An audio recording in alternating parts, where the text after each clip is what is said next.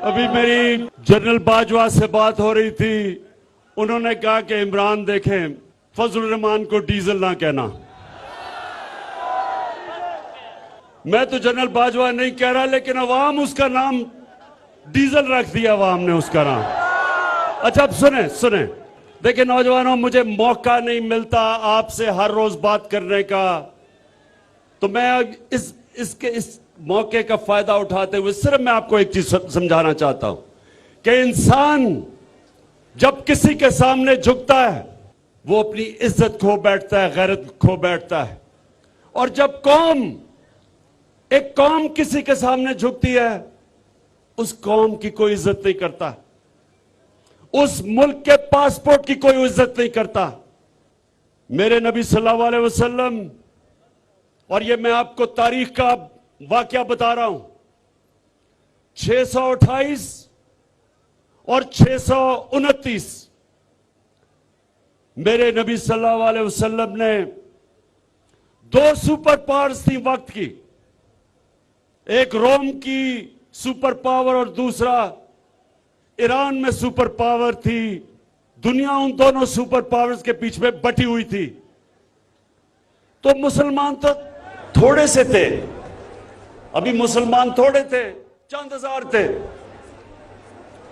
تو دنیا کی تاریخ کے سب سے عظیم لیڈر میرے نبی صلی اللہ علیہ وسلم دونوں سپر پاورز کے سربراہ کو خط لکھتے ہیں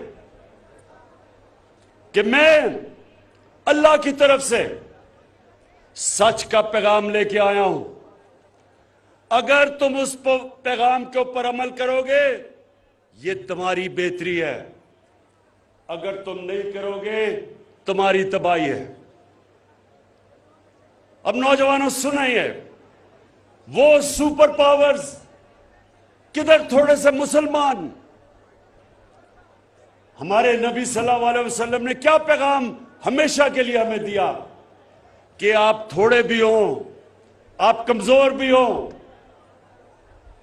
لیکن جب تک آپ میں غیرت ہے دنیا آپ کی عزت کرے گی. انہوں نے دونوں سپر پاور کے سامنے ہاتھ نہیں پھیلایا امداد مانگنے کے لیے، قرضے مانگنے کے لیے. انہوں نے ان کو پیغام دیا، اور دنیا کی تاریخ اس چیز کی گواہ ہے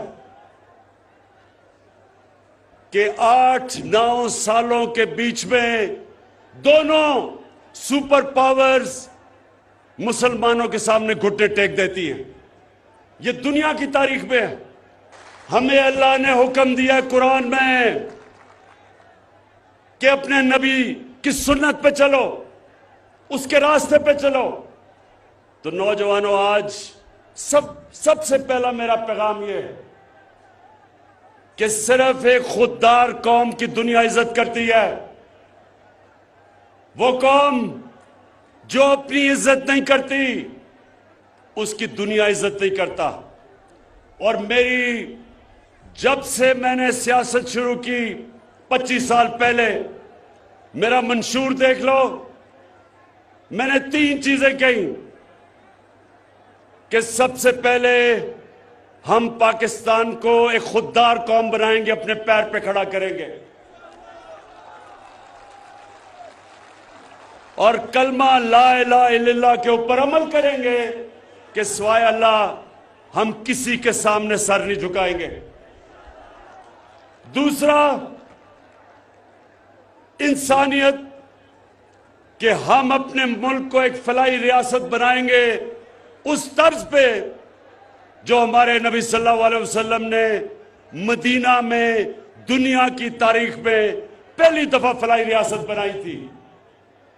اور تیسری چیز کہ ہم اپنے ملک میں عدل اور انصاف کا قانون لے کے آئیں گے، طاقتور کو قانون کے نیچے لے کے آئیں گے. یہ 3 چیزیں میرے منشور کا حصہ تھا 25 سال پہلے، اور یہ منشور ہم نے مدینہ کی ریاست سے لیا تھا، جدھر ہمارے نبی صلی اللہ علیہ وسلم نے ان 3 اصولوں کے اوپر مدینہ کی ریاست کو کھڑا کیا تھا.